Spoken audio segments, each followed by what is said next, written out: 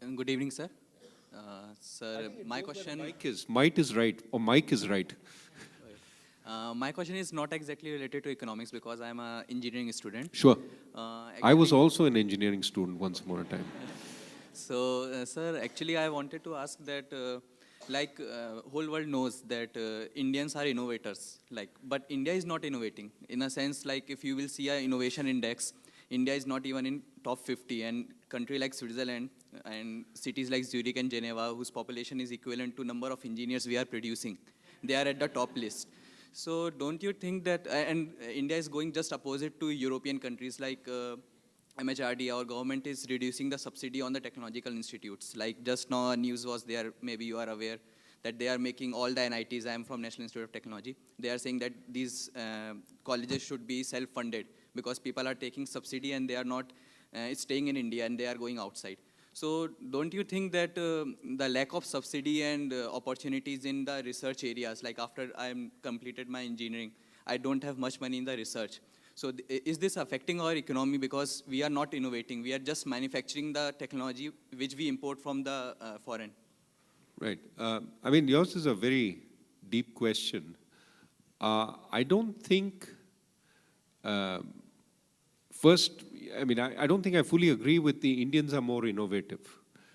I think we've shown that Indians who go abroad, the selected sample that go abroad, can achieve a great deal of success. And I believe some of them are in this room. But there are selected sample.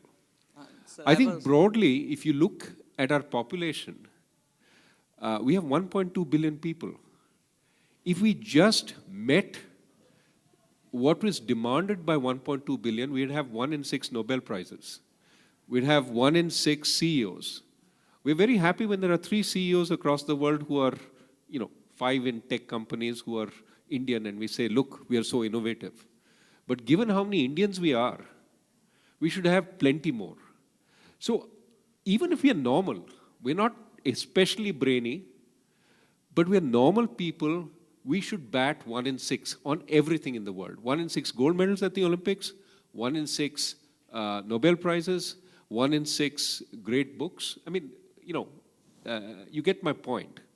The question is, how can we achieve our potential? Forget going beyond it. How can we get up to our potential? And in terms of training engineers, it's not so much the quantity we train, because the same engineers we trained here go abroad and do fantastic innovation.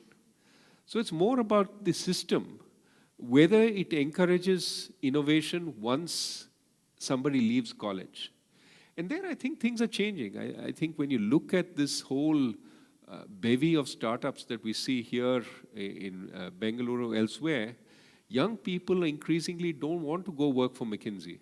They want to go start their own thing. And they're enthusiastic about it, they work very hard on it, and they have all sorts of crazy ideas, some of which fail, or many of which fail, but some of which succeed. So my sense is the environment for entrepreneurship, the environment for innovation is changing. As global competition comes to India, the need for our firms to compete at a global level is also increasing.